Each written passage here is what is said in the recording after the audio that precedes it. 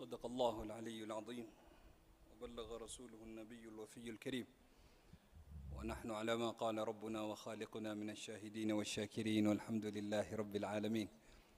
صدق ذو الجلال والإكرام. اللهم اجعل القرآن الكريم ربيع قلوبنا ونور عيوننا وغذاء صدورنا وكفارة لسيئاتنا وبركة في أعمالنا وأعمالنا وأرزاقنا، ونور اللهم به بصائرنا وأبصارنا، وارزقنا تلاوته آناء الليل وأطراف النهار على النحو الذي يرضيك عنا، واجعله حجة لنا لا حجة علينا يا رب العالمين. الحمد لله. Tumshukuru al-Haq subhanahu wa ta'ala aliyetujumuisha katika nyumba miongoni mwa nyumba zake ndani ya mwezi mtukufu wa Ramadhan. Tumuomba kama alivyotujumuisha hapa atujumuishe pamoja na al-Habib al-Mustafa sallallahu alayhi wasallam katika al-Firdaus al-A'la, innahu waliy dhalika wal qadiru alayh. Ahibati fillah, katika hasanati za mwezi wa Ramadhani ni kupatikana durus mbalimbali na kuimarishwa masajid, watu wakaweza kuwa mbali na harakati za maisha za nje ambazo kwamba zinashughulisha nyoyo na akili, wakaweza kuwa katika mazingira ya khalwa ambayo kwamba yananasibiana na mazingira yaliyoteremshiwa wahi bwana Mtume Muhammad sallallahu alaihi wasallam kwa mara ya kwanza. Al-Haq subhanahu wa ta'ala amemuumba mwanadamu, kisha akamuumbia mambo mbalimbali. Katika vitu alivyomuumbia ni mali. Akatuambia wala tu'tu sufahaa amwalakum allati ja'ala Allahu lakum qiyama. Mola subhanahu wa ta'ala atuambia msiwape masafihi mali yenu ambayo kwamba Mwenyezi Mungu amejalia yakawa ni qiwamul haya, yani maisha yanasimama kwa kupitia mwali. Ukitajia kula, ukitajia kuvaa, ukitajia tiba, zote hizo zinahitajia mali. Lakini hapa pana kadhaya ambazo kwamba zimeshughulisha watu kwa miaka mingi, zinazopangika katika njia ya maswali. Je, Uislamu unahimiza watu wawe mafukara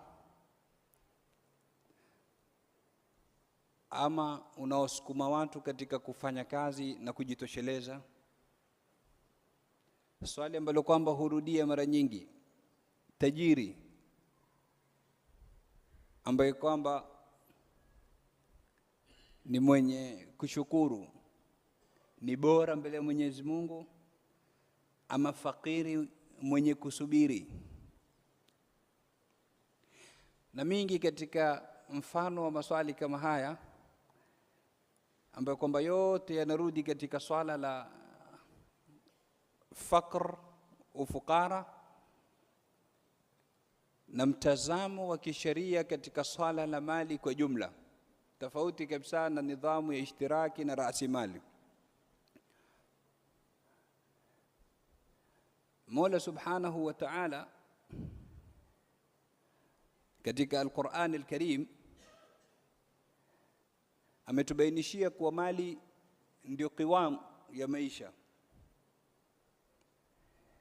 Ina maana bila kuwa nayo lazima kutakuwa na mapungufu, na mapungufu yale yana picha tofauti. Kuna mapungufu katika akida, kuna mapungufu yanapatikana katika akhlaqi, kuna mapungufu yanapatikana katika upande wa afya.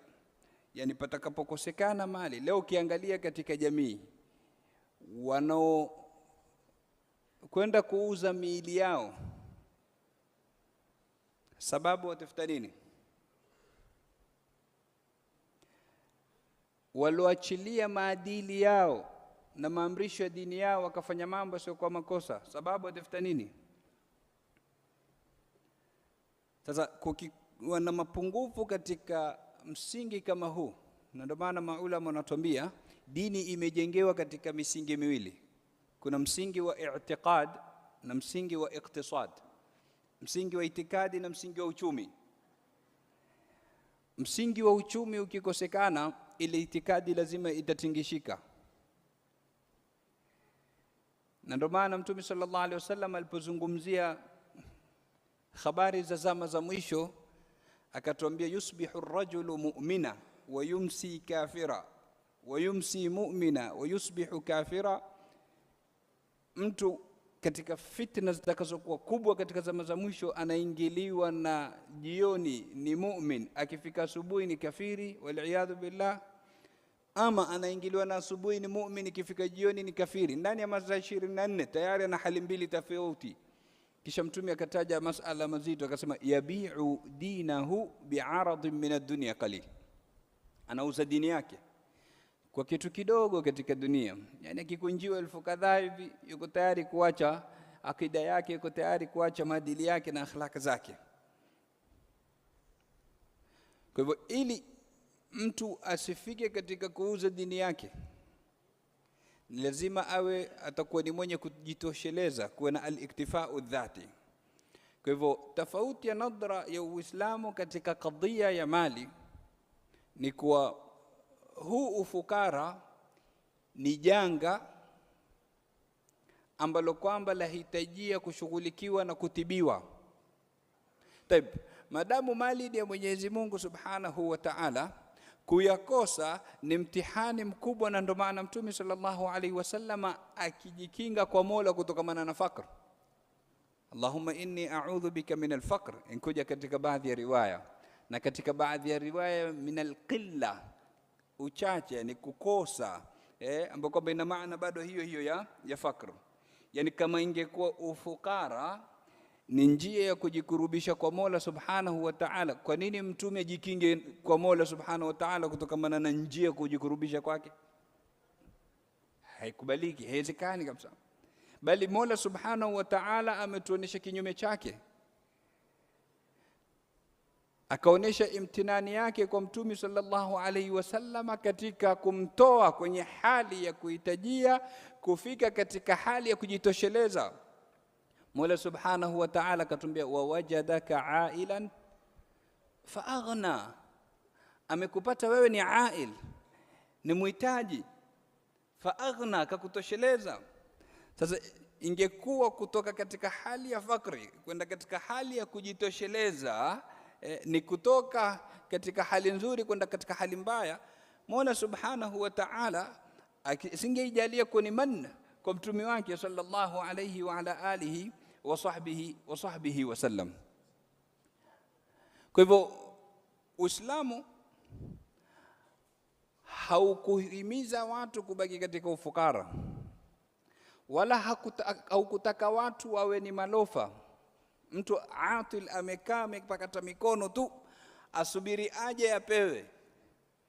Shaqiq al-Balkhi siku moja akitoka kwenda safari anakutana na Ibrahim ibn Adham, na wote mabwana wakubwa wa salaf. Ibrahim anamuuliza, uenda wapi? Amwambia naenda safari ya kibiashara. Hazikupita siku nyingi, Shaqiq anakutana na Ibrahim mjini. Amwambia, umeniaga unaenda safari wewe, mbona bado uko hapa hapa? Amwambia, kusema kweli nilianza safari lakini nikafika maeneo nikaona mambo kimaajabu yakanirudisha. Mambo gani? Asema nimekaa napumzika, nikamwona ndege mdogo kipofu dhaifu sehemu. Kila baada ya muda kadhaa, kila baada ya muda kuna ndege mkubwa anamletea chakula anamlisha. Asema nikapeleleza, kila baada ya muda fulani anakuja yule ndege mkubwa na anamlisha. Asema nikapata yakini kuwa mimi riziki yangu itanijia popote nilipo. Nikasema sina haja kwenda safari, wacha nirudi, nitaletea tu popote nilipo. Akamwambia, ajibun amruk, washangaza wewe. Yani umeridhia kuwa ndege mdogo dhaifu kipofu, badala uridhie nafsi yako kuwa ndege mkubwa anayetoka kwenda kutafuta. Wataka ukae wewe usubiri kuja kuletewa? Yani badala uendeleze safari uende ukatafute uje uangalie madhaifu walishe, wataka kurudi ukae unyoshewe mkono. Mtume sallallahu alayhi wa ala alihi wa sahbihi wa sallama alilieka vizuri swala hili kwa kadhaya kadhaa katika kulialij. Akiingia Mtume sallallahu alayhi wasallam katika mji wa Madina, alifanya feasibility study, akausoma ule mji, watu wake, kazi zinazofanywa pale, masoko makubwa makubwa yaliyoko katika mji kama ule. Al-Habib sallallahu alaihi wasallam akapata kwa soko kubwa lilioko ndani ya Madina ni soko la Banu Qainuqa lenye maduka 300 ya dhahabu na yote yamilikiwa na Yahudi. Madina kipindi hicho kina watu takriban kati ya 8,000 mpaka 9,000. Mtume sallallahu alaihi wasallam amekuja na muhajirina 450. Akifika Madina kuna ansari walioslimu 500, jumla 950 katika watu 8,000 mpaka 9,000, yani 12% takriban. Percentage ndogo ndani ya mji. Lakini Rasulullah sallallahu alaihi wasallam kwa sababu anajua hii misingi miwili lazima iende sambamba, msingi wa itikadi na iktisadi, anataka kuboresha hali za umma. Hawezi kukubali akae hapa msikitini asomeshe maswahaba ya aqida na fiqhi na wafundishe kufanya ibada, kisha wakitoka uchumi uko katika mkono wa adui. Banu Qainuqa ni moja katika makabila matatu ya Kiyahudi yaliokuwa Madina, Banu Qainuqa na Banu Nadir na Banu Quraidha. Sasa maduka 300 ya dhahabu ndani ya soko moja yote yanamilikiwa na Yahudi. Ukizungumza maduka 300 ya dhahabu na silaha kwa kipindi kile ni kama kuzungumzia banks kwa wakati huu. Hii inakupa picha kwa uchumi wote 99.9% ulikuwa katika mikono ya nani? Mayahudi. Mtume sallallahu alaihi wasallam hawezi kuridhia hilo. Kwa hivyo ameweka niqat kadhaa katika kuondoa mushkil kama huu na kulitatua tatizo kama hili. Nukta ya kwanza ni kujituma. Mtume sallallahu alaihi wasallam anakuja mtu kwake amwambia Rasulullah aatini, nipatie Rasulullah. Amwambia chukua shoka nenda kakate kuni na nisikuone hapa mpaka baada ya siku 15. Yani usifanye haraka nenda fanya kazi yako kwa makini. Anakwenda anarudi, mashallah ambadilika, anawiri, amvaa nguo nzuri, ana madirham mfukoni. Anamshukuru Rasulullah sallallahu alaihi wasallam kwa fikra kama ile. Anakuja mwingine, Rasulullah nipatie. Amwambia huyu mbuzi wangu nenda naye sokoni ukamuuze, alafu tutashirikiana faida. Chuma kinatoka na mbuzi mpaka sokoni. Man yashtari minni shata Rasulillah, na anataka mnunua mbuzi wa mtume kutoka kwangu. Angalia alivyokuwa hodari katika marketing. Ajua akisema ni mbuzi wa mtume atanunuliwa haraka. Ananunuliwa, inakuja kwa mtume, wanagawanyana faida. Alhasil ni kwa Mtume sallallahu alaihi wasallam hakuwalea maswahaba zake katika kunyosha watu mikono, bali amewalea katika kufanya, amewalea katika kujituma, amewalea katika kutoa jasho, kama alivyosema Mola subhanahu wa ta'ala, famshu fi manakibiha wa kulu min rizqi, tokeni, tembeeni katika njia hiyo ardhi ama katikati ya majabali hayo, wakulu min rizqihi, mule katika riziki ya Mola wenu. Kwa hivyo kula riziki ya Mola inahitajia kwanza nini? Famshu fi manakibi fa idha qadaytumus salata fantashiru fil ardi wabtaghu min fadlillah. Ndio maamrisho ya Mola subhanahu wa ta'ala, mtu atoke afanye, madamu unachokifanya ni cha halali, madamu unachokifanya ni sawa, kipingani na sharia ya Mola subhanahu wa ta'ala, toka nenda kafanye, hakuna kupakata mikono. Kwa hivyo Mtume sallallahu alaihi wasallam alichokifanya pale, alipiga soko ili watu wawe kwanza Waislamu watakuwa na soko lao. Ule mzunguko wa pesa usibaki kwa Mayahudi peke yake. Unajua katika matatizo makubwa yaliyoko ulimwenguni sasa ni kwa pesa hazizunguki. tharwa ya ulimwengu mzima yamilikiwa na 1 to 3% ya watu. 97 hawana kitu, haizunguki kabisa. Na Mwenyezi Mungu ametuambia kabla hapo, likay la yakuna dulatan baina al-aghniyai minkum, yasiwe haya mali yatakuwa yanazunguka kati ya matajiri tu kati yenu, lazima yatoke yawafikie na wengine. Kwa hivyo Mtume sallallahu alayhi wasallam akaweka soko. Lile soko alipoliweka Mtume sallallahu alayhi wasallam, yule adui alipokuja akaja akalichoma na akalikatakata. Taban adui hawezi kuridhia wewe utajitosheleza, anataka siku zote uwe chini yake, akuweke njaa, umuhitajie. Wenyewe wanasema at-tajwi' yuaddi ila at-tarki'. Ukishatiwa njaa utarukutu shekhe, una budi, kwa sababu wahitaji. Na huwezi kuwa na kilima chako, huwezi kuwa na usemi kama hujitoshelezi. Ndio maana wakisema man lam yakul min fa'sihi lam yantiq min ra'si, ambaye kwamba hali kutokamana na shoka lake hawezi kusema kutoka kwa kichwa chake, atasemewa, atapangiwa. Leo ni mangapi yasokuwa yetu ya kimaadili ya kimagharibi tualetewa na yapitishwa katika mabunge haswa, na hakuna budi yapitishwa kwa lazima, kwa sababu watu kuna msaada wanatarajia kutoka kwa nchi za kimagharibi. Umeona, man lam yakul min fasi lam yantiq min ras. Kwa hivyo lazima riziki yako itoke hapo katika shoka.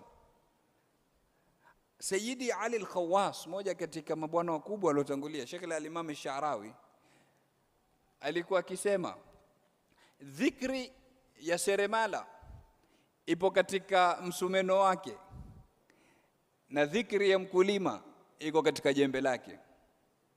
Yani ili mtu asikae akasema bana mimi nataka kufanya ibada tu, kwa hivyo acha mimi nikae na subha. Akwambia subha yako wewe seremala, subha yako ni ule msumeno wake, kile ukipeleka subhanallah alhamdulillah. Maana kusema utakaa na hii utofanya, utapata chakula kisha.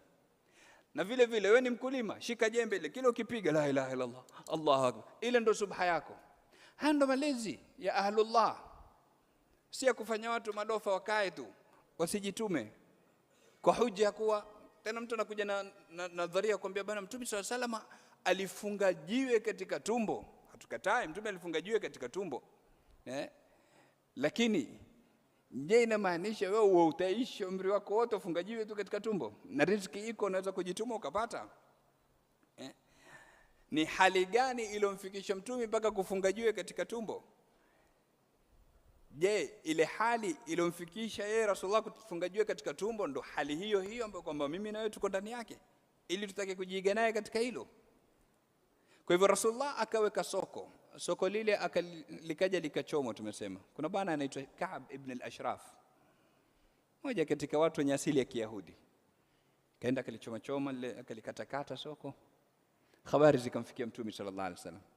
Mtume akajua huyu anataka kuwatoa watu katika malengo, hasira zipande, yani tuache ile jambo tukasirike, lakini hatatufikisha huko. Akatoa maneno mazito, akasema la adribanna lahu suqan huwa aghyad lahu min, nitamwekea soko litamkasirisha zaidi huyu. Hili si limemkasirisha, ngoja sasa namwekea kubwa zaidi. Mtume sallallahu alaihi wasallam akaeka soko kubwa zaidi. Ukienda sahihi pale Masjid an-Nabawi, nje ya ukuta wa Masjid an-Nabawi upande wa mashariki utalipata soko la Mtume. Hata zile tiles zimewekwa rangi tofauti pale, nyeupe tofauti na zile zingine. Mtume kaleka soko pale, akamwambia hadha sukukum, ili soko lenu, fala yuntaqasanna minhu, lisipunguzwe kwanza, liwachwe kwa ukubwa wake huu limtoshe kila mtu.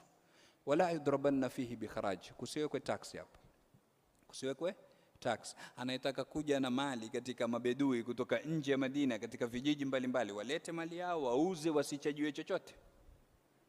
Wacha wajua kuuza uchumi wetu hapa, wacha watu wapate sababu ya kuwaleta katika hili soko.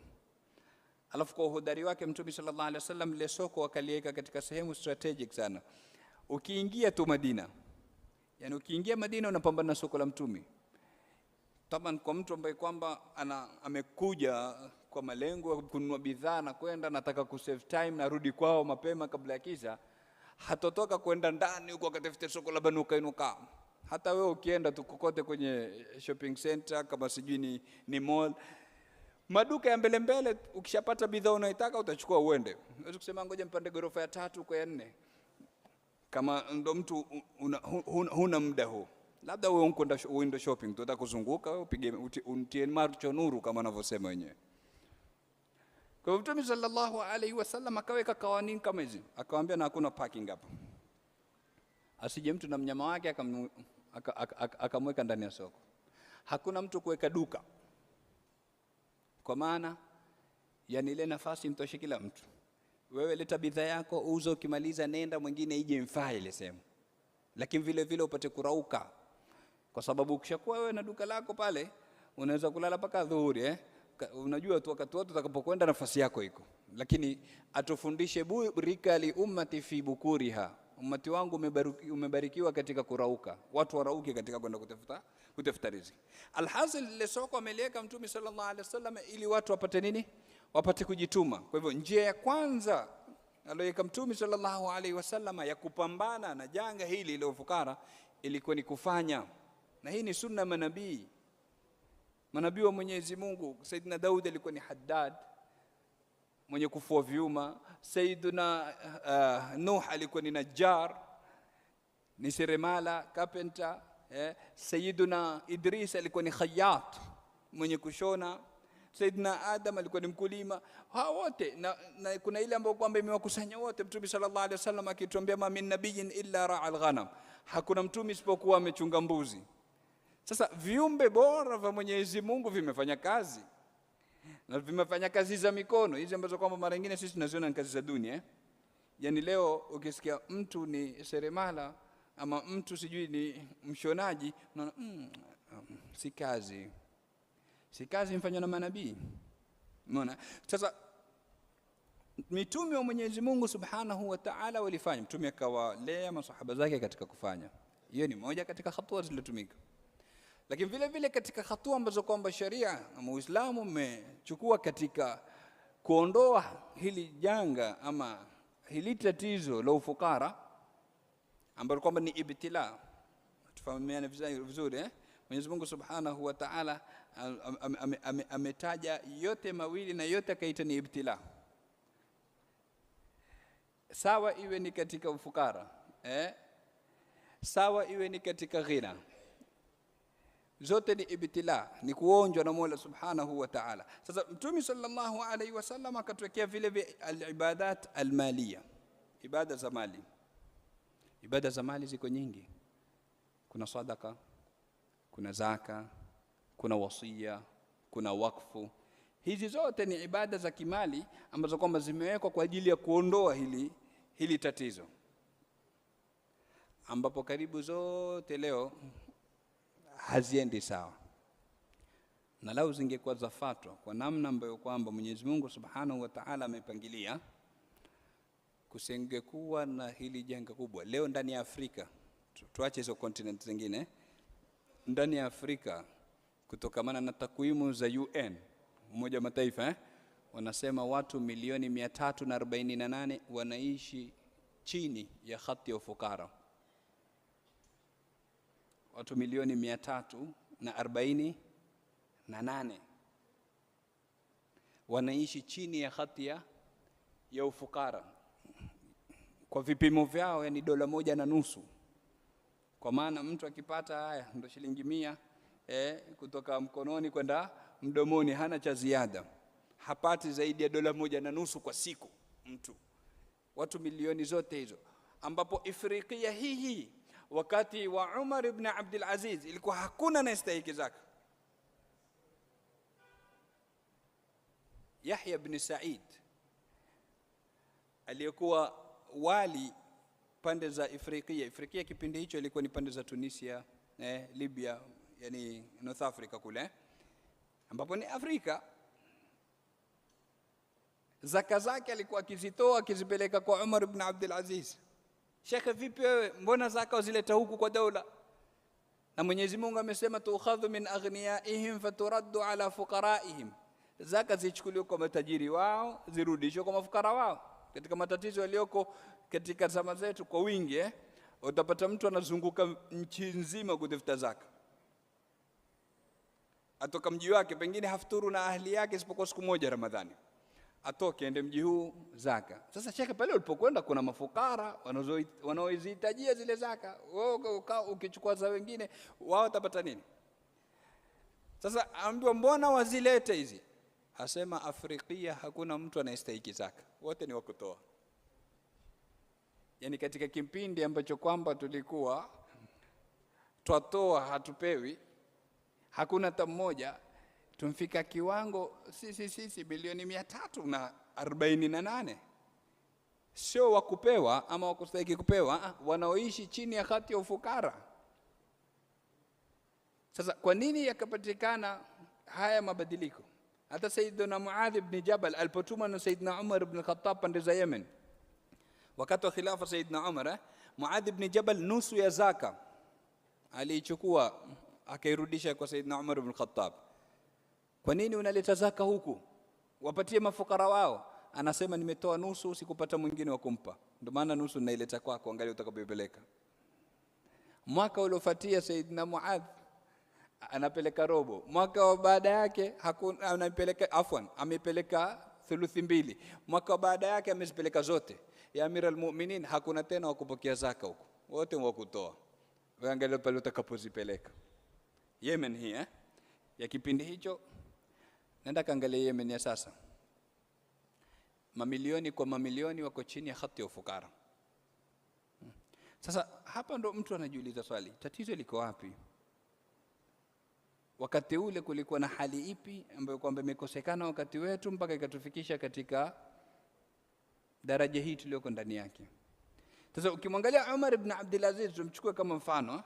Umar ibn Abdul Aziz ni katika makhalifa ambao kwamba wamehukumu muda mdogo sana, lakini mabadiliko waloleta katika jamii yalikuwa ni makubwa, yanakumbukwa mpaka kesho. Na ndio maana watu walihifadhi kipindi alichohukumu mpaka masiku, mpaka muda, mpaka masaa. Akwambia Umar ibn Abdul Aziz alihukumu miaka 2 na miezi 6 na siku 17 na masaa 11. Watu wamehifadhi mpaka masaa miaka 2, miezi 6, siku 17, masaa 11. Wakampa sumu akafa. Siku zote wewe ukija kama kiongozi wataka kuleta maendeleo na mabadiliko, utamalizwa tu. Kuna wale makatel ambao kwamba wamezoea kufanya ufisadi miaka yote, utakuja kuharibia wewe mahesabu yao. Kwa hivyo utaondolewa tu juu ya ardhi. Sasa Umar ibn Abdul Aziz katika kipindi kile akiingia tu katika Baitul Mali al-Muslimin, kitu cha kwanza alitoa amri, akasema kuanzia leo Waislamu wote dunia nzima, nataka mwaka ujao wametoka katika hali ya ihtiyaji kufika katika hali ya kafaf, kujitosheleza. Narudia, watoke katika hali ya haja, kuhitaji, kufika katika hali ya kujitosheleza. Kilichofanyika, haya yanatajwa katika vitabu vya tarikhi. Ilikusanywa zaka kwa namna inavyofaa kukusanywa. Daula ndio ilikuwa inakusanya zaka, sio mtu anajitolea mwenyewe. Ikakusanywa zaka bila ufisadi. Walostahiki kupewa zaka katika mwaka ule wa kwanza wa Umar ibn Abdul Aziz, kila mmoja alipata dinari 1000. Tutahitaji kidogo calculator kidogo. Kila mmoja alipata dinari kipindi kile ni sawa na gramu 4 na robo za dhahabu. Dinari moja ni gramu 4 na robo za dhahabu. Kwa hivyo ukizungumzia dinari 1000 unazungumzia kilo 4 na robo za dhahabu. Kwa haraka haraka si chini ya milioni 50. Zaka ya mtu mmoja si chini ya milioni 50. Hebu niambie, kwa huyu ambaye kwamba amepewa dinari 1000, mwakani atakuja kupokea ama atakuja kutoa? Sasa tujiulize swali mimi na wewe, kwa nini katika jamii yetu kuna watu miaka 30 wako katika listi ya kupokea zaka? yako hayako. Tuambizane kweli jamani. Tena wewe kishafika Rajabu na mapema tu utasikia zile messages zinaingia na simu. Sheikh usinisahau bana katika listi ya mwaka huu. Aitefuta sasa, yani mtu yuishi mwaka mzima badala ya jitume apate chake na wa kutoa, yeye asubiri Ramadhani itafika lini na mimi haga Allah. Anapewa milioni 50, usishtuke sana hapo kwa sababu hawa tayari ni fungu kubwa lishapunguzwa mwakani, wao hawatoi, hawapokei bali wanatoa. Ilipofika mwaka uliofuatia walostahiki kupewa zaka walipewa dinari 5,000, si moja, si chini ya milioni 250 za Kikenya. Singine tukitaja hizi figures watu watuambia Sheikh Saumu kali labda kwema waota, lakini rudi katika vitabu hizi kadhaa zimetajwa. Msome Imam Tabari katika tarikhi yake, nenda kamsome Imam Shafi katika vitabu vyake. Hizi ni kadhaa zimefanyika, zimenukuliwa katika vitabu, na kama ziko kwa nini wasipewe? Ikiwa ziko kwa kiwango kikubwa na wastahiki wako, na lengo ni kumtoa mtu katika hali ya ihtiyaji kumfikisha katika hali ya kujitosheleza, kwa nini mbanie? Unajua sisi tatizo letu ni kwa tuna nadharia ya kutoa kwa kiwango cha yule unayempa. Tapiga mfano al-Imam al-Layth ibn Sa'd katika mabwana wakubwa, katika maimamu wakubwa wa salaf. Al-Layth ibn Sa'd siku moja amekuja mama na binti yake, amwambia Imam, binti yangu namuozesha huyo, naomba chupa hivi ya udi angalau nikimpeleka kwa mumewe anukia. Imam akamuita mfanyakazi wake akamwambia nenda kalete chupa kubwa ya udi umpatie mama. Yule mfanyakazi akamwambia Imam ameitisha chupa ndogo. Ya Imam ameitisha chupa ndogo. Akamwambia ameomba kwa saizi yake na sisi tutatoa kwa kiwango chetu. Yeye ameomba kwa kiwango chake, lakini haimaanishi sisi tumpe kiwango chake, sisi tutatoa kwa kiwango chetu. Sasa ingine anakuja mtu anakuambia Sheikh nisaidie na 50, unaitafuta hiyo 50 yenyewe. Na unaweza kutoa hata 200, 500.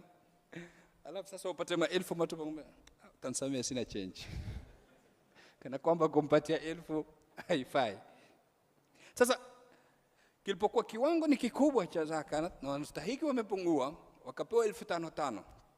Mwaka wa 3 wa mwisho ndio ujue kwa nini huyu mtu ameuliwa kwa sababu zilikatwa kwanza zile wale ghost workers wale wanaochukua mali katika Baitul Mali na kuzichezea kufanya israfu, wote waliofungia wale. Kwa hivyo pesa ikapatikana kwa uzuri katika Baitul Mali. Mwaka wa 3 watu walipewa dinari 10,000.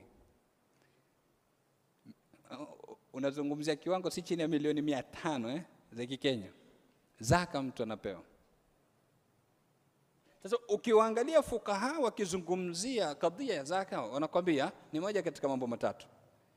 Ima umpatie chakula cha mwaka mzima yule muhitaji, ama umpatie mahitaji ya mwaka mzima, sawa iwe ni chakula, iwe ni masomo, sijui mavazi, matibabu kama ni rent, ama umpatie capital ambayo kwamba itamwezesha kwenda kufanya biashara, ajiendeleze. Ikifika miaka inayokuja yeye anatoa. Hivi ndio viwango sisi tutavifuata. Sisi zaka zetu za 200 zaka zetu za 500. Hizi si zaka, hizi sadaka. Hata sadaka kutoa 200 siku hizi kidogo. So yale malengo hayapatikani. Kwanza watu hawatoi. Pili, utoaji sio, baada kuwa wanaotoa ni wachache, pia na njia ya kutoa ni mbaya. Sasa kama kuna watu 100 wahitaji na mimi nina zaka zangu kwa mfano milioni 10, afadhali nichegue 10 katika 100 niwawezeshe wawe na kitu cha kuendeleza mwakani, hawahitaji tena, niangalie vipi nitapunguza katika wale 90 wengine, kuliko wale niwape kila mmoja sijui 10,000 azifikie hata Eid. Sheikh kwanza zikiingia nafuliza zakatwa juu kwa juu, kuna madeni tele yanamsubiri. Kwa hivyo Saidna Umar ibn Abdul Aziz akaweka khutwa nzuri sana, kwanza akaandaa timu ambayo kwamba itawatrain watu na kuwapa maarifa, na hii nukta muhimu sana. Kuna baadhi tukizungumza masaili kama hayo, kwamba shekhe, tushawahi kujaribu lakini yakafeli. Tumenulia mtu tuktuku ajitume ajiendeleze, lakini pesa akaenda kazilia miraa. Umeona? Sasa tumeona turudi huku katika kuwapa watu 200 sijui 2000. Jambo la kwanza, mtu ambaye kwamba hajazoea kushika kiwango kikubwa cha pesa, ghafla tu uende ukampeltie. Sisemi hastahili kupatiwa lakini katika matumizi kutakuwa na mitihani. Kwa hivyo anahitajia mtu ambaye kwamba kwanza atamuongoza, amuelekeze, msikilize kwanza, njoo kuna zaka tunataka kukupa, hebu tuletee proposal, waweza kufanya nini hasa? Mwache ende kasome jamii yake, aone biashara gani anaweza kuifanya, kuletee proposal, ipitie, mhoji, msikilize. Ukimwona ni mtu ambaye kwamba anayo ahlia na unajua hizi zitakwenda zitatumika vizuri pale, endelea. Lakini bado umwekee na mtu ambaye kwamba ataendelea kumfuatilia, ata follow up na kumwelekeza. Kwa hivyo sehemu kidogo anadhoofika, anamsupport, sehemu anakosea, anamnyosha. Hivi ndivyo alivyofanya Umar ibn Abdul Aziz. Hakupewa tu mtu haya dinari 1000 inaenda. Walifanywa masemina, wakaelekezwa, kisha akaangaliwa kila mmoja ni hodari katika upande gani. Kuna watu si wafanyi biashara, hawezi mtu, yamezoea kuandikwa tu, akiingia kwenye biashara haifaulu. Hata akaingia kwenye biashara 10, acha moja, haimaanishi hawezi kufunguliwa biashara, lakini aweza kutafutiwa mtu ambaye kwamba ni hodari katika management ya biashara, akamwendelezea biashara yake kama ile. Kwa hivyo almuhimu ni kuwa kulipatikana dirasa, watu hawakupewa tu wakaenda wakazichoma. Sasa swali litakuja hapa, sisi katika zama zetu, kwa nini twashindwa kutabikisha kama haya ambayo kwamba yalitabikishwa wakati wa Umar ibn Abdul Aziz? Je, tunajua kiwango cha zaka za Waislamu duniani kwa kupitia pesa zilizoko kwa mabank na shares? Hatuzungumzii bidhaa zilizoko nje. Kwa kupitia tu pesa zilizoko kwa bank na shares, zaka za Waislamu kwa mwaka si chini ya bilioni 300 mpaka 400 dola, sio Kenyamani. Tuzungumzia kwanza bilioni, sio mime, sio milioni, alafu ni dola, sio Kenyamani. Bilioni 300 mpaka 400. Billah alaik, zikonvert kwanza tu Kenyamani, angalia utapata trilioni ngapi? Hizi za mwaka moja hazitoshi kutoa wafukara wa nchi moja ama mbili wote kwa mwaka moja katika ufukara. Tuseme jamani, haya tuwachegueni, tuje tuwa train, haya kila mmoja apewe hata si bilioni 1, inshallah apewe milioni 5 so wafunguliwe mabiashara, waendelezwe. Lakini zi wapi? Na hapo hatujazungumzia rikazi. Sasa tukija katika kauli ya kusema petroli ni katika rikazi na gesi zahitajia kutolewa zaka, itashoot kutoka 400 mpaka trilioni 1 dola. Tukisema na zaka za gesi na petroli ziongezwe, itakwenda mpaka trilioni 1 dola, zaka za mwaka mmoja tu. Sasa ikitumika nidhamu ya Umar ibn Abdul Aziz kwa muda wa miaka 5 mpaka 10, mafukara wote watamalizika. Lakini kwa sababu nidhamu sahihi haipatikani, leo sisi ummati wa Kiislamu ndo tunaongoza katika ufukara. Kwa takwimu za Umoja wa Mataifa,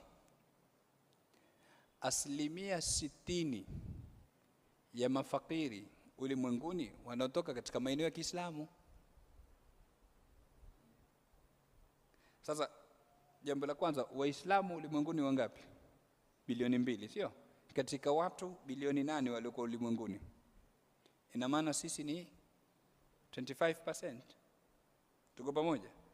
Katika watu wote bilioni 8, sisi bilioni 2, sisi ni robo ya ulimwengu, sawa? 25%. Sasa katika 25%, ilikuwa basi na sisi tuwe ni 25% ya mafukara. Sisi ni 25% ya population, kisha ni 60% ya mafukara, mara 3 yake takriban. Leo ukienda wewe angalia mitatu, kina majengo zunguka Kenya nzima, kila sehemu kuna majengo. Afadhali mashallah majengo yetu ya siku hizi ya Mombasa yanawiri angalau. Kuna building makubwa na nini. Lakini wewe nenda tu sehemu, nenda majengo ya Nairobi ukaiangalie.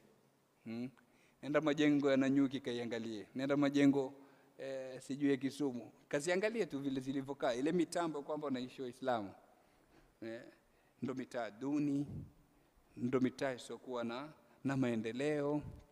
Yani sisi umma ambao kwamba tuna zaka, sisi umma ambao kwamba tuna sadaka, umma ambao kwamba tuna wasia, umma ambao kwamba tuna wakfu, tuna ibadatu malia, zote hizi leo ndo tushikamikia katika kadhia ya mali.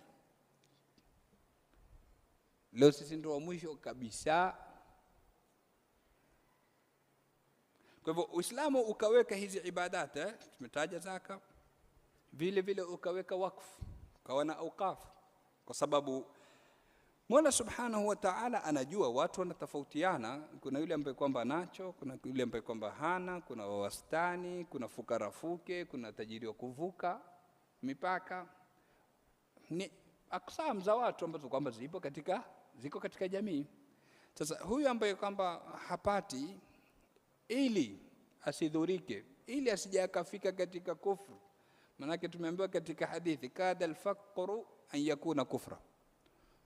Ufukara unakaribia kufika katika ukafiri. Wangapi leo wamekufuru kwa sababu ya ufukara? Bali Sayyidina Ali ibn Abi Talib radhiyallahu anhu alikuwa akisema, lau tamathala li al-faqru shakhsa, lau ufukara ungesimama mbele yangu hivi kama mtu, la qataltu, ningemuua. Sayyidina Ali asema ningemuua. Naam, kwa sababu ni hatari.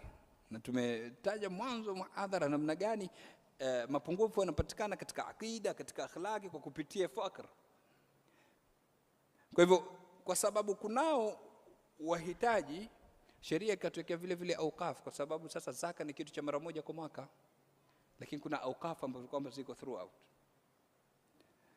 Zikawekwa auqaf, zikawa zinaangalia watu, na watu wakahimizwa, wakaambiwa bana waf'alul khaira, fanyeni khairi. Na khairi bora ni khairi ya kuendelea, hata baada ya kufariki wewe bado inaingiza thawabu zake kwako.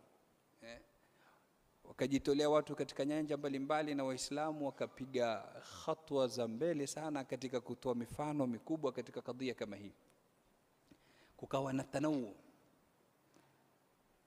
kukawa na creativity kwa lugha nyingine katika kadhia ya nini, ya auqaf. Ikafika kiwango Ibn Battuta anasema na kwenda pande za Iraq na Sham napata wakfu za kuozesha watu. Yani kuna auqaf, mtu anaweka asema bana, hii building yangu hii, kinachoingia hapa waangaliwe vijana ambao kwamba hawana uwezo wa kuoa, waozeshwe. Tunao hiyo wakfu sisi. Kukapatikana auqaf za kupeleka watu haji. Ushasikia wakfu ya haji kwetu? Hiyo wakfu yenyewe labda pia kuisikia ni balaa. Wakfu za peleka watu haji miaka hiyo, wakfu za kupeleka watu haji.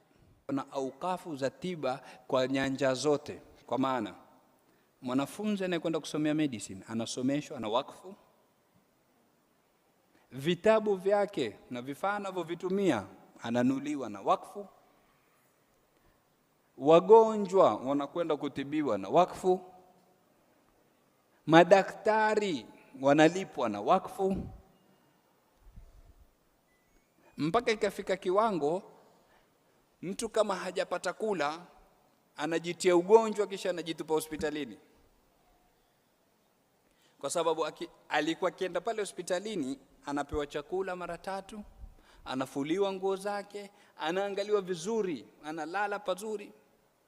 Sasa hebu niambie chembelecho wale vijana mtaani huko kwambia kama una njaa wewe nenda mbele mlango wa polisi tukavute bangi, utakosa ugali na maharagwe huko mbele jela. Sasa huyu anajua pale kunatolewa khadamati zote hizo za 5 star, atakosa kwenda kujitupa pale. Mpaka katika visa vya kifokaa wanasema kuna bwana mmoja amekwenda hospitalini na si mgonjwa. Daktari katika kuzunguka kukagua wagonjwa, akifika kwake anampima na muona mzima huyu, lakini anachukua karatasi anaandika mkirimuni, mpeni chakula, mwangalieni na nini. Manesi wanamshughulikia. Siku ya pili akija anafanya vipimo na muona mzima, anaandika tena mkirimuni. Siku ya 3 akija aliandika katika karatasi ad-diyafatu 3 ayyam. Ugeni siku 3, hata ishalewa unaweza kwenda sasa. Tushakirimu siku zako. Kulikuwa na kitu kinaitwa wakfu zabadi katika wakfu za kimaajabu. Yani utashangaa watu katika aukaf walikuwa wanajali paka hisia za watu. Ametumwa mtoto sehemu, chombo alichokwenda nacho kimeanguka, kimevunjika. Akirudi nyumbani imani mbati, kuna mboko za msubiri huko, ama kwa uchache atakemewa, atajeruhiwa mashairi zake na hisia zake kama hakupigwa. Kumekuwa wakfu haswa kwa ajili ya hilo. Yani umevunjikiwa, unakwenda unanuliwa chombo kama kile, unarudi nacho nyumbani. Angalia watu walivyokuwa mahudari. Na bali walipokuwa wameshughulikia wanadamu mpaka wakamaliza haja zao zote, wakaenda mpaka kwa wanyama. Kuna yule at-tairul laqlaq anapatikana pande za Pacific kule. Ukienda Morocco walikuwa wana wakfu haswa ya kuwatibu wale. Unajua saa nyingine anakuja yule miguu yake ni mirefu yule ndege. Sasa akija kitua hivi kwa nguvu anavunjika mguu, hawezi tena kuruka. Amekuwa daktari haswa analipwa na wakfu kumtibu yule ndege mpaka hakikisha yuko sawa na aweza sasa kutembea na kuruka, na matibabu yule ndege na chakula chake chote chatoka katika ukafu. Ukienda Egypt pale kuna Masjid Ahmad Bek Abu Dhahab karibu na Masjidul Azhar. Katika wakfu zake ni chakula cha ndege. Imewekwa sawa katika wakfu kwa kutanuliwa magunia, sawa ya hububa, kama ni mchele, sijui ni ngano, wawekewe ndege sakafuni wapate kula. Yani watu mpaka wanyama waliwashughulikia, sio binadamu peke yake. Unaona? Wakati wa Nuruddin al-Zinki ama Salahuddin al-Ayyubi kulikuwa na ukame mkubwa sana pande za Sham. Kwa sababu chakula ni kidogo, wale mamama wakawa wanawapa watoto wao wakijinyima wao. Yeye akijinyima kula, kifua kinakauka, hapati maziwa kwa ajili ya mtoto wake mchanga. Salahuddin al-Ayyubi aliweka katika kala yake wakfu ya maziwa. Ikawa kuna mifereji, mtu anakwenda anafungua, anateka maziwa na kwenda nayo nyumbani. Na mifano ni mingi, muda umekwenda sana, lakini fikra tunataka kutoka nayo hapa ni kwa Uislamu umekuja ukaalij, ukatibu haya maradhi utakaoyachukulia kama maradhi, swala la fakr. Si aibu unapojikuta wewe ndani yake. Mwenyezi Mungu Subhanahu wa Ta'ala amempa ibtila huyu kwa kumpa, na amempa ibtila huyu kwa kumnyima. Si aibu wewe kujipata ndani yake. Lakini aibu si kwa kuanguka, aibu ni kwa kubaki chini. Sasa ile wewe utasema mimi nabaki hapa, sitaki kujituma, sitaki kufanya, nimeridhika na hii hali, hapo sasa ndio inakuwa ni tatizo. Kwa hivyo katika tiba kubwa za tatizo kama hili na suluhisho kubwa la janga hili ni mtu mwenyewe kwanza aandaliwe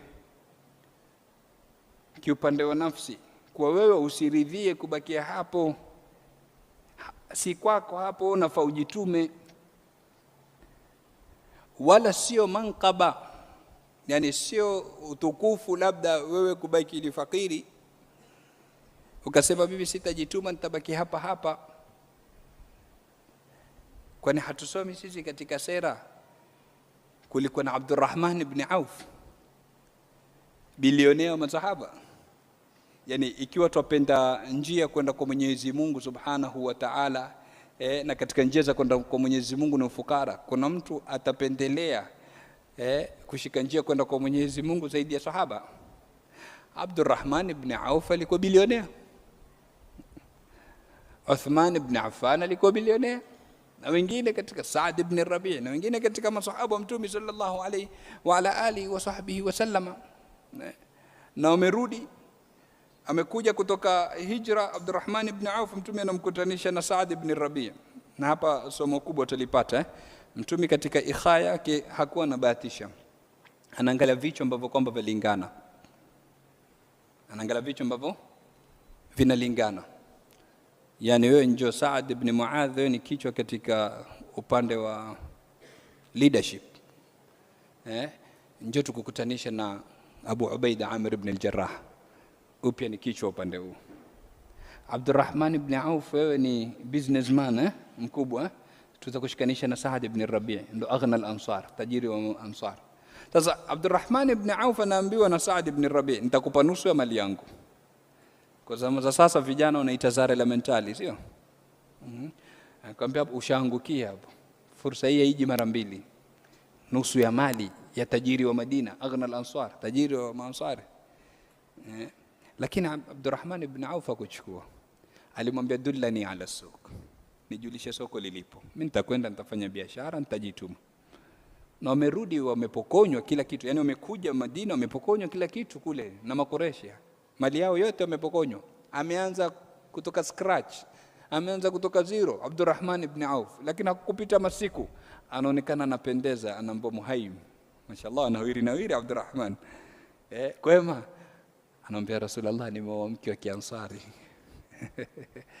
Amwambia aulim walau bisha, fanya basi walima japo mbuzi mmoja hivi watu watafune nyama. Umempa nini? Amwambia Rasulullah, nimempa dhahabu kama konde ya tende hivi. Masiku tuko kuingia sokoni, haukupita muda Abdurrahman ibn Auf milionea, kila anachokifanya cha Indiana, baraka alopewa na Mwenyezi Mungu si kawaida, mpaka akisema hatta raaituni law rafa'tu hajara la tawaqqa'tu an ajida tahtahu dhahaba. Asema kafikia hali nikajiona kiinua jiwe hivi nitapata dhahabu chini ya jiwe. Kama wanavyosema maulama, yani akiamua mimi mchanga na uuza, ule mchanga sio upata nje pale bure. Namna alivyokuwa hodari za kuja kuuzia na ukaununua, na pale nje za kuupata bure. Lakini alijituma na akatumia hodari wake katika kufanya. Kwa hivyo na sisi tujitume, tufanye. Zuhudi, naam, zuhudi yatakikana. Zuhudi ni kuipa mgongo dunia, lakini zuhudi na kumwenye nacho. Utafanya zuhudi kwa kitu una sasa mtu hana, alafu akwambia bwana unajua zuhudi uwe nacho, alafu kisikushughulishe. Maana yani uimiliki dunia isikumiliki wewe, iwe mkononi siwe moyoni, hiyo ndo zuhudi. Lakini huna alafu sema zuhudi, hiyo sio zuhudi. Mwenyezi Mungu atusuluhishe hali zetu inshallah. Mwenyezi Mungu atujalie ni wenye kujituma, atufungulie milango ya riziki, innahu waliyu dhalika alqadiru alayhi. Wabariki vile vile walioandaa mihadhara kama hii, fadilat al-imam na naibu wake na wote wasimamizi wa sehemu kama hii. Mwenyezi Mungu Subhanahu wa Ta'ala hawahifadhi, ajalie katika mizani ya hasanati zao inshallah. Nadhani kuna barnamij ya maswali. Bismillah. Alhamdulillah, shukran. Mwenyezi Mungu akubariki kwa faida kubwa ambayo tumeipata. Hata kama hatuna hizo pesa, lakini tumehisi tumeanza kutoka katika ufukara tunaenda kwenye utajiri, zile hisia ambazo kwamba tulikuwa tuko nazo. Inshallah tutafanikiwa zaidi. Amin. Kama kuna mwenye kuuliza inshallah tuulize.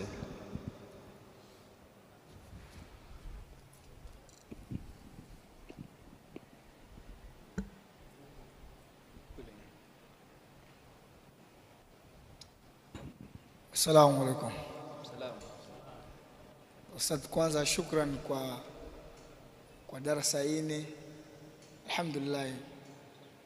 Alhamdulillah, Mwenyezi Mungu atatujalia sote inshallah tutatoka kwenye mazingira haya ya ufukara. Amen inshallah. Mimi niko nje ya mada kidogo. Juzi kidogo katika pitapita zangu niliona ulikuwa kwenye hilo soko lilitaja la Mtume, ukalizungumzia. Mada ilikuwa hii, lakini mimi sasa nina ombi, inshallah Mwenyezi Mungu akupatia ziara tena kwenda sehemu kama ile. Naomba mtufikishie, mtuoneshe Najdi ilipo, angalau na sisi tufaidike upande mwingine, maana mashehe wengi waenda lakini Najdi hamtuoneshi. Ombi langu kama mtapata nafasi hiyo, basi alhamdulillah, mtuoneshe hiyo Najdi. Inshallah. Jazakumullah khair. Ili halikuwa swali, lilikuwa ombi. Kule kuna kwa mbali mpaka utie na waitu kufika, maana kilomita 1000 na yani kutoka pale Hijaz, kutoka Makkah Madina. Sasa si kila mmoja huwa ana ninio himma ya kwenda, lakini ombi lako limesikika inshallah. Sisemi mimi nitatekeleza, limesikika. Mashaka wako wengi hapa. Naam. Sheikh, assalamu alaykum. Salaam. Ni keti ngifikiria pale ulipozungumza habari ya umma kunufaika, nikafikiria kile weekend upande wa Libya kuna wakati kulikuwa hakuna maskini pale, na kila raia alikuwa akipata pesa, paka akitaka kuoa na sikia alikuwa akipatiwa pesa na pesa za umma. Tukija hapa kwetu Kenya, tulikuwa na ndugu zetu wa Somalia walipokuja walikuwa na shida nyingi sana. Wengi tuliwachukua tukapokea, lakini ule mfano uliotoa nadhani mfano mkubwa utakuwa mzuri. Ni hapa hawakuketi hivi hivi kungojea kulishwa, waliketi wakifanya kazi mabarabarani, wengine akiuza dola, wakitafuta biashara akifanya. Leo wamebadilika, wamekuwa ndio matajiri wa hapa, mpaka wenyeji wanajiita wanati hapa, wanaogopa wasema hawa na utajiri wa hali ya juu. Sasa kuuliza Sheikh, sisi kama umma tunafeli wapi? Kwa nini hatukuweza sisi kuendelea? Maana biashara wazee wetu walianza, wengi walianza na biashara, tulikuwa tukiendelea hapa, lakini siku hizi sasa umma wetu umezoroteka, mpaka watoto wanazunguka hawana makazi. Tumefeli upande gani? Upande huo. Mashallah, swali zuri na zito hilo. Ungekuwa umetujibia kabisa ami. Wal mas'ulu anha bi'alama min as-sa'il. Taban kuna jawanib kadhaa ambazo kwamba zachangia wapi tunafeli. Kitu cha kwanza kutupendeleana khairi. Sisi tuusudiana sana. Unaona? Na mtu unaweza kuacha, angalau Mtume SAW sallam ameomba watu wasende kwa Banu Kainuka wajanunue katika soko lake, pesa izunguke pale pale kati yao. Lakini wewe unaweza kuacha duka la ndugu yako Muislamu ukaenda kwa yule asiyekuwa Muislamu, hata kama niliko mbali zaidi. Unaona? Kwa hujja akipata yule atatupanda kichwa. Atakuwa na kiburi. Unaona? So tuna choyo, tuna tabia ya hasad, jambo la kwanza. Tupenda kuona wenzetu haribikiwa kuliko watengezeo ama kwa tengea kwao. Baadhi ya wazee walikuwa wakisema ukipita sehemu kwenye baraza ukaona watu wacheka, ujue kuna mmoja wao kaharibikiwa. Ukiona watu wana huzuni, ujue kuna mmoja wao amefaulu. Yani badala tumfurahikie alofaulu na tumhuzunikie yule ambaye kwamba ameharibikiwa, sisi ni kinyume. Lakini vile vile hatuna umoja katika kushikana, kuendelezana. Kwa maana ndugu zetu ambao kwamba umewataja wanaweza kushikana watu 10, 20 hata 50, wakafungua factory, wakajenga kwa mfano, wakanini, kila mmoja kaingia kwa share yake, kwa sababu jambo mkubwa linahitaji pesa nyingi, kila mmoja kaingia na chake. Sisi kwetu huwezi kulipata hilo. Unaona? Hatujaichukulia kwa uzito ibada ya haji na umra. Wewe ukienda haji na umra utapata wao ndio wengi. Katika kota yetu 6,000 ile ya Kenya, wasokuwa wao wahesabika labda mamia kadhaa tu hivi, maelfu wao. Unaona? Na Mtume anatuambia tabi'u baina al-hajj wal-umrati fa innahuma yanfiyani al-faqra wadh-dhanba. Fatilizeni kati haji na umra zinaondoa ufukara na dhambi. Tukufukara uondoke, nenda umra, nenda haji. Sasa mtu atakuwa anamiliki nyumba 2 3 na hajaenda, na anasubiri tajiri fulani ampeleke. Unaona? Na anao uwezo wa kwenda. Kwa hivyo kuna nikat kadhaa ambazo kwamba zimechangia jamii kuwa katika hali kama hiyo. Mwenyezi Mungu atuzindue inshallah. Naam, Allahu a'lam.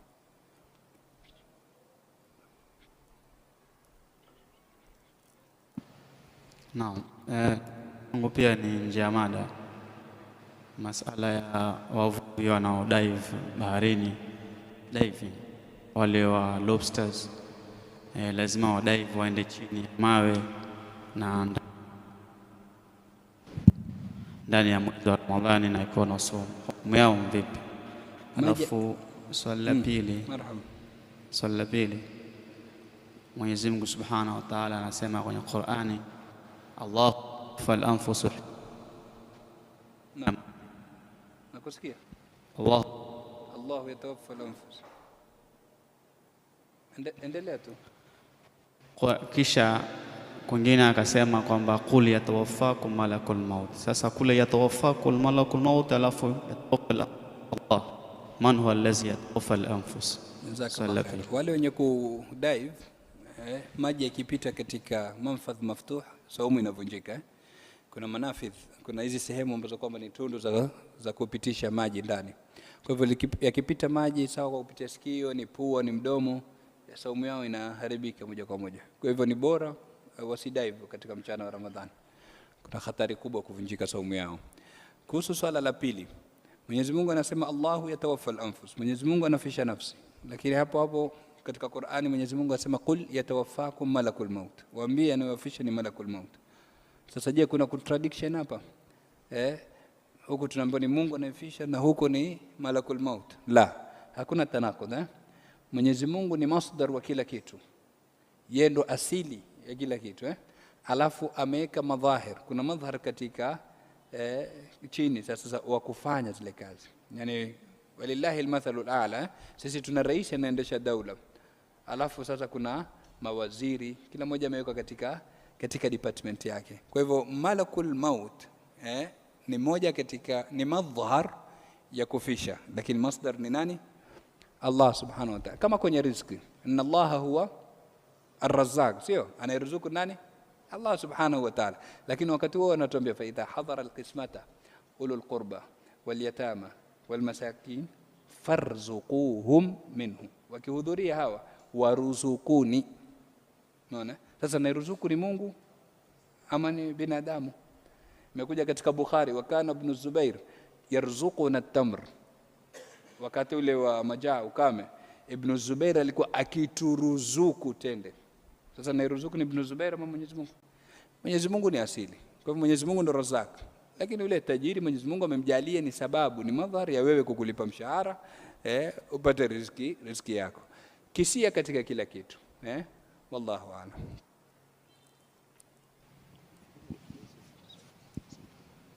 Daktari, kuna suala ya kwamba katika hadithi ambayo kwamba imepokewa na Imam Muslim sahih, asema Mtume sallallahu alaihi wasallam, kataballah maqadira khalaik, Mwenyezi Mungu ameshaandika makadiri ya viumbe kabla hajaumba mbingu na kabla hajaumba ardhi kwa miaka 50,000. Sasa suala la jahafa, ikiwa kila mmoja ashaandikiwa makadirio yake, vipi hali ya watu kuandikiwa madhambi yao? Na suala la pili ni ipi ikhtiyar ya binadamu baina ya qadha na qadar? Naam, wanatuambia alkhairu washarru min Allah thumma biliktisabi فنعزوها له عزو اختراع ونعزوها لهم عزو اكتساب. Mola subhanahu wa ta'ala katika sifa zake za uluhia ni sifatul ilm, sifa ya elimu. Na ukisoma katika ilmu ya aqida ya tauhid unakuambia sifatul ilm ni sifa kashifa. Sifa kashifa maana yake inapiga mbele. Kwa maana ana walillahi almathalul ala, ukichukua saizi tochi kwenye kiza ukipiga hivi wewe hujafika pale mbele, lakini tayari ushaona kuna building, kuna gari imesimama. Umepata kuyajua hayo kwa sababu ya nini? Ule mwangaza uliokuonesha mbele.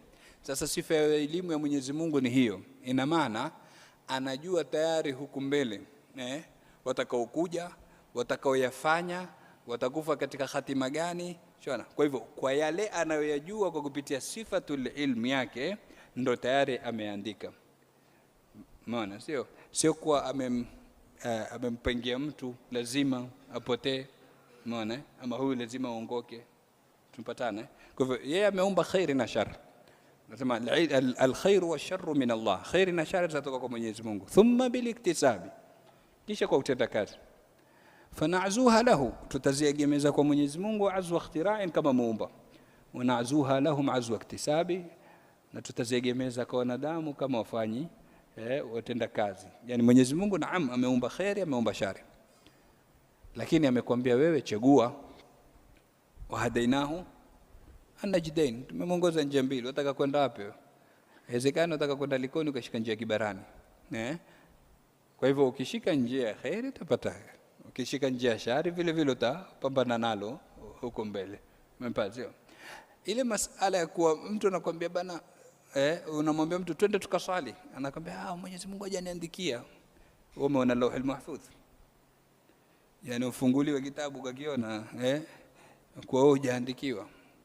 Swala ni kwa ukiinuka pale ukasema naenda zangu mimi Masjid Sharif Ali nikaswali, kuna mtu atakuzuia? Miguu impigwe misumari isiweze kutaharaka, utapooza, ushindwe kufika msikitini. Hakuna yote hayo, sio? Kwa hivyo unaweza kutoka ukaenda. Kwa nini usende? Shetani anakuchezea, anakuambia ninakadiriwa hivi. La, hujakadiriwa hivyo, umejichegulia hivyo. Umeona? Na ndio maana mtu hawezi kunasibisha ovu na kadar isipokuwa baada ya kulifanya. Yani hawezi mtu saizi akaja akasema unajua Mwenyezi Mungu alikuwa shaniandikia mimi kesho ninywe pombe. Ushasikia mtu akisema hivyo? Lakini sasa ile ashalifanya, utasikia fanyaje bana, Mwenyezi Mungu alikuwa shaniandikia bana kuzini, alikuwa shaniandikia kufanya hili na lile. Umeona? Sasa ile ashalifanya ndo alisukuma huko. Kabla kulifanya hawezi kulifanya. Kwa hivyo ulilifanya kwa khiari yako. Mwanadamu ni mukhtar hapo. Umeonyeshwa mema, ukaonyeshwa maovu. Na Mwenyezi Mungu ameumba yote, lakini katika kufanya ni chaguo lako. Wallahu ta'ala a'la wa a'lam. Naam. Marhaba.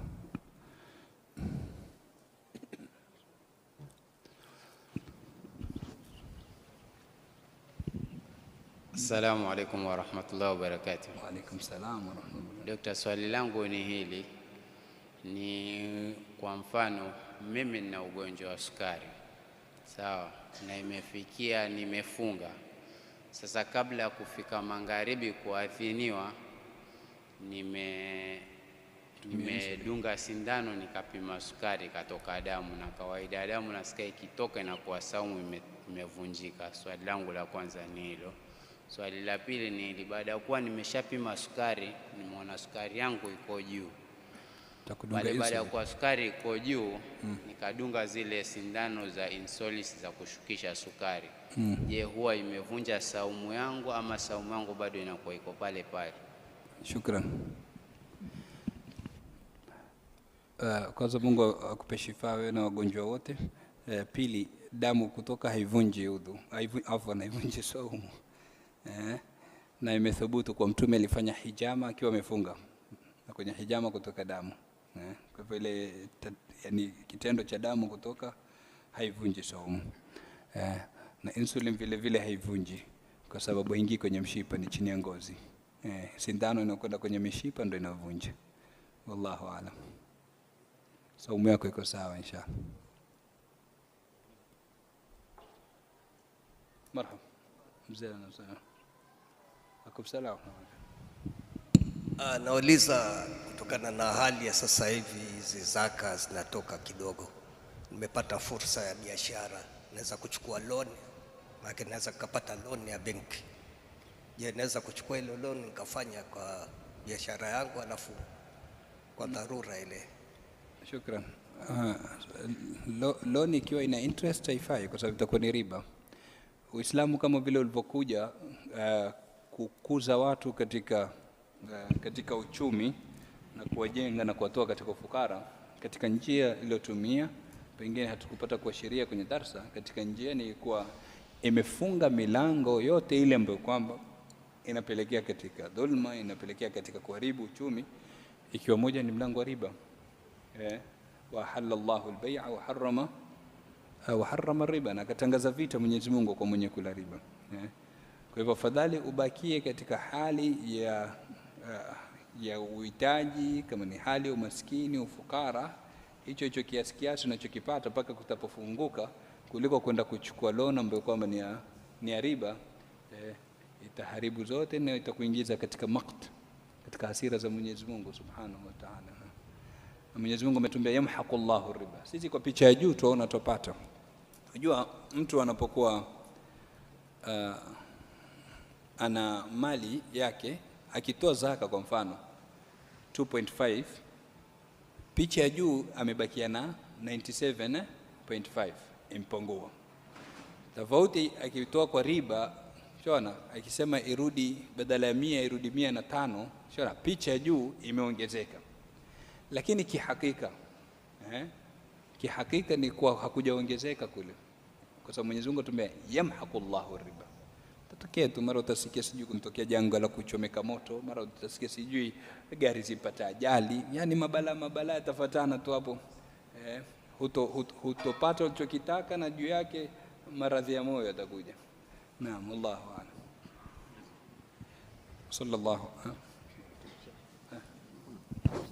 Sallallahu ala sayyidina Muhammadin wa ala alihi wa sahbihi wasallam.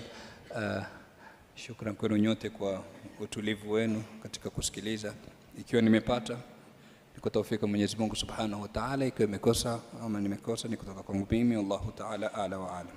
La ilaha illa Allahul azimul halim, la ilaha illa Allah rabbul arshil azim, لا إله إلا الله رب السماوات ورب الأرض ورب العرش الكريم، لا إله إلا الله العظيم الحليم، لا إله إلا الله رب العرش العظيم، لا إله إلا الله رب السماوات ورب الأرض ورب العرش الكريم، لا إله إلا الله العظيم الحليم، لا إله إلا الله رب العرش العظيم، لا إله إلا الله رب السماوات ورب الأرض ورب العرش الكريم.